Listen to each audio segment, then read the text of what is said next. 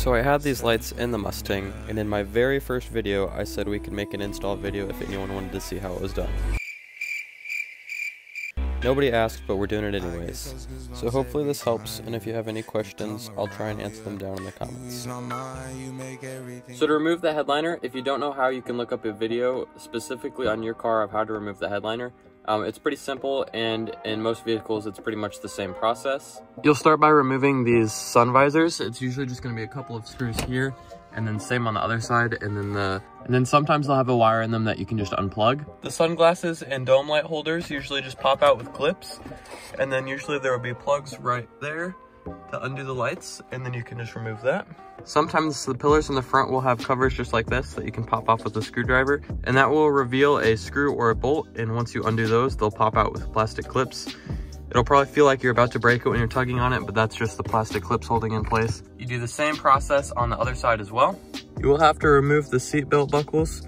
In order to do this, you'll just pop off the cap again with a screwdriver, and that will reveal bolt. On Fords, it's usually a 255 Torx bit, so if you don't have those, you'll have to pick one up. Then remove the screw. With that off, you can just let the seat belt dangle. If there are no other covers or anything on your pillar, then that means it's only held in with clips, so you can go ahead and pull on it. As long as you get it clear of the headliner, that's all you'll have to do. Other pillars like this one will have these little screw covers. All you have to do is use a little screwdriver to pop these off, and then remove the bolt or screw underneath it. For this one, it's a little 8mm bolt. With the screws removed and the seat buckle removed, this one will just pop off as well. Really, removing the headliner is a simple process. You just pop off some clips and screws, and then the whole thing comes out. If you're pulling on it and it's not coming off, just look at where it's still stuck on, and there will probably be a clip or a screw there, so I'm not spending too much time going over that. And if you do need more help, I'm sure there's a video on how to do it for your car. Now, some cars you'll be able to go out the trunk to get the headliner out. Some you'll be able to fit out the door.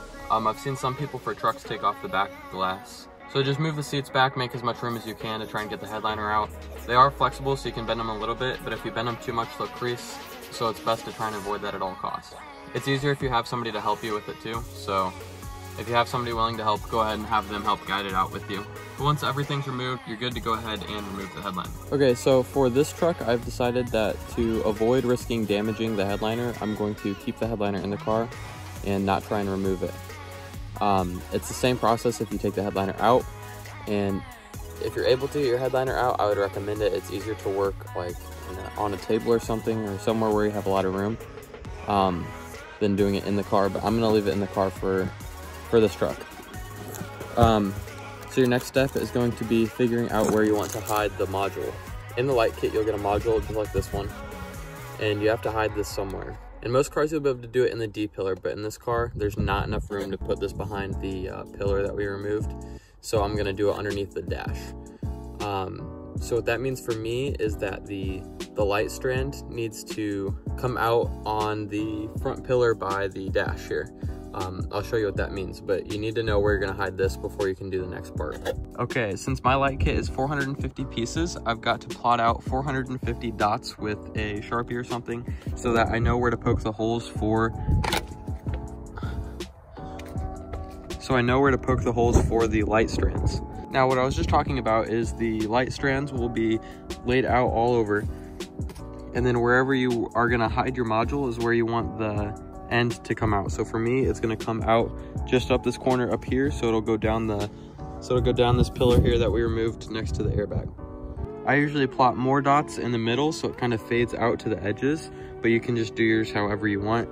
Some people even like put constellations in and stuff, but I'm not gonna do that. Since my strands will be ending out here, I want to start here. After I plotted the holes, I want to start putting them in here and work my way away from it. Because if you start on the other end, there will be strands in the way and it'll be harder to find all of the holes that you plotted. So start wherever you're gonna end. Now that I've made 450 dots, so I know where to put all of the lights, I need to start poking holes. I've used a thumbtack in the past, but I just used an old screwdriver that I'm not gonna use for anything, and sharpened it to a point to make the poking holes easier, because after 450 holes, your fingers start to cramp. As I started laying this out, I realized that I will actually be able to keep the module up here above the headliner.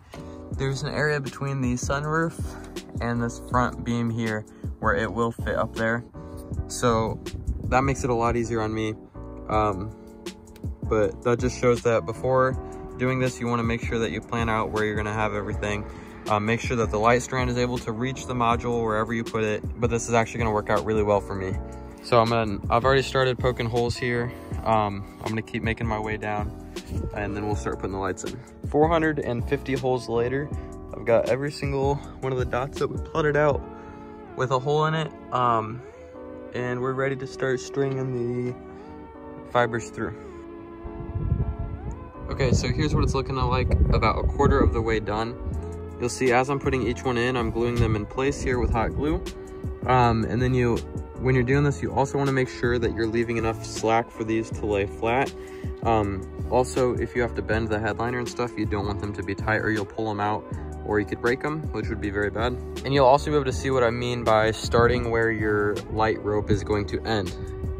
My light rope ends up here at the module, so that's where I started, and I'm working my way from there back. Because if you started over here, by the time you get up here, it's going to be way harder to put all your stuff through the holes because all of these fibers are blocking it. So start at the end of the rope and work your way to the back corner. Okay, I got all of the lights in, and then I've gone ahead and zip tied them into small bundles and tried to control the mess as much as I could.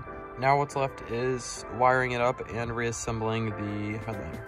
Here's the power cable that came for the light kit that plugs in. When you get it, it's got a wall outlet on it, so I had to cut that off, and I soldered and electrical taped 2 wires on, one for power, one for ground, to wire into the car. It's gonna be hard to film in there since it's so dark outside. I'll do my best here. You just need to find power and ground.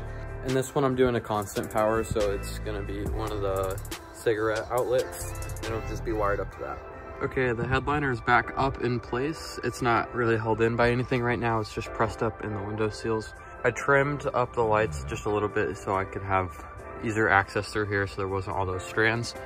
But I'll show you what I'm doing now for the wiring. I've got these two that I showed you earlier. They're coming through here, and I'm gonna wire them up with this outlet there. So I'm just gonna splice into there. Then they go underneath the dash, and then up through the A-pillar. You can see them there. And then they go to where the module's sitting right up here, and they just plug into the module. So I've just got to splice those in, and then we'll have power. And then after that, it's just reassembly and trimming. So the headliner's up, I've got it wired. All the lights are working good. I've went ahead and started installing some of the trim pieces here too, the pillars. And then once we get everything back installed, we'll go ahead and trim all these flush. Started the trimming process.